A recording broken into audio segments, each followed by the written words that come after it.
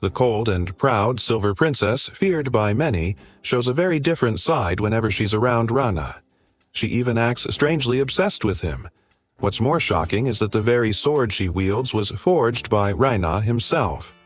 Whenever his unique silver aura is infused into it, the blade's sharpness increases several times over. Ordinary weapons would shatter under such power, but anything crafted by the princess is of unmatched quality. So, with his aura, they make the perfect combination. But don't get the wrong idea. She refuses to admit that she and Ragna are some kind of destined pair.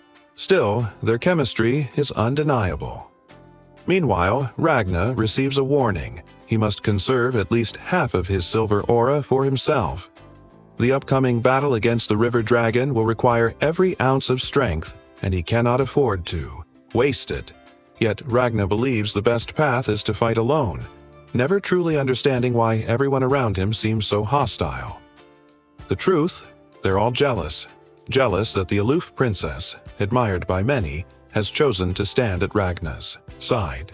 While he remains completely clueless, his very presence makes others furious. Things come to a head when Kuro, one of the squad leaders, steps forward to challenge him. But, to his shock, Ragna defeats him instantly. Instead of boasting, Ragna even praises his opponent's strength. This only makes Kuro more frustrated. He didn't even get the chance to show his best. Soon, two proud warriors end up humiliated and even in tears, while Ragna stands confused by the chaos around him. Among them is Chris, who admits why he joined the Silver Corps in the first place, to obtain stronger weapons. But through Ragna's overwhelming display, Chris realizes an important truth. Having a powerful weapon and becoming truly strong are not the same thing.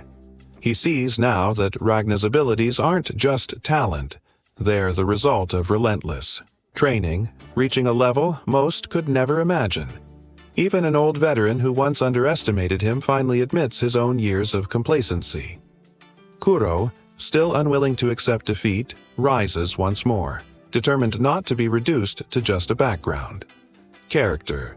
But before he can act, Ragna finds himself attacked by the fearsome dragoney twins. Instead of killing him, they press him with questions. Questions about his relationship with the Silver Princess. Do he like her? Does he hate her? What exactly does he feel? Ragna is stunned. They've barely known each other, so how could he have an answer? Still, he admits he neither likes nor dislikes her. The twins push further. Surely he must at least find her cute, just as she clearly finds him attractive. But Ragna, covered in bandages, doubts himself. How could someone like her admire someone like him? If she ever saw what lay beneath, he fears she'd be disappointed. The twins are shocked. Only when Ragna denies himself so completely does he show such certainty. Amused, they hand him their own sacred revolvers, asking him to infuse them with his silver aura as well. Their energy reminds Ragna of an old friend, Leo. But before things calm down, a strange slime creature suddenly appears. Unlike any ordinary monster, this one speaks fluently and claims to be the loyal servant of the powerful sorceress Clinica. While it looks harmless, Ragna feels a deep sense of dread. Something about it tells him this encounter won't end well. Later, the twins reveal their tragic past. From the moment they could remember, they were treated as cursed children, locked away in freak shows because of the dragon blood flowing in their veins. Society mocked and rejected them, leaving their emotions shallow and twisted. The cheerful behavior they show now is nothing but an imitation, a desperate attempt to recover what they never had. But this time, standing beside Ragna, they decide it's different. They finally choose to feel something real, even if that emotion is anger, and so the stage is set.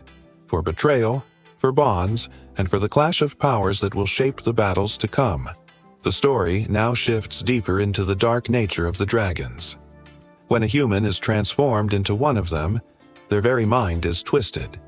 Their memories may remain, but the emotions tied to those memories are erased, leaving only loyalty and devotion to the Dragon King. One of these warriors, once human, remembers everything about his past. yet feels nothing but admiration for the very king who destroyed his life. To him, this fate is not shameful, it is destiny. And alongside him stand other high-ranking dragons, bound by the same curse, living only to serve. Their next mission is brutal and absolute: to annihilate an entire kingdom and to slaughter Ragna, the so-called god of death, and every ally who dares to oppose their king. The dragons argue amongst themselves, but in the end, their orders are clear. One dragon swears never to repeat the humiliation of losing his master again. Another declares that no human life should be spared, for mercy is a luxury they can no longer afford. And so, with 4,000 dragons at their command, they prepare to unleash destruction upon humanity. Meanwhile, the humans are struggling desperately. Their magic is powerful, but compared to the dragons, it is only an imitation, patterns drawn to copy the natural flow of dragon blood and mana. Even with centuries of study, mankind has reached its limit. To save the survivors, they attempt massive teleportation spells. But the cost is unbearable. Transferring even a handful of people requires draining the power of multiple wyverns, and their resources are running out. Researchers push themselves beyond exhaustion, yet the problem remains unsolved. Hope seems lost until an unexpected figure arrives, a strange, sly individual who claims he was needed. With new knowledge that could change the tide, he might just be the key to breaking the stalemate. The stage is set. On one side, humanity on the brink of collapse.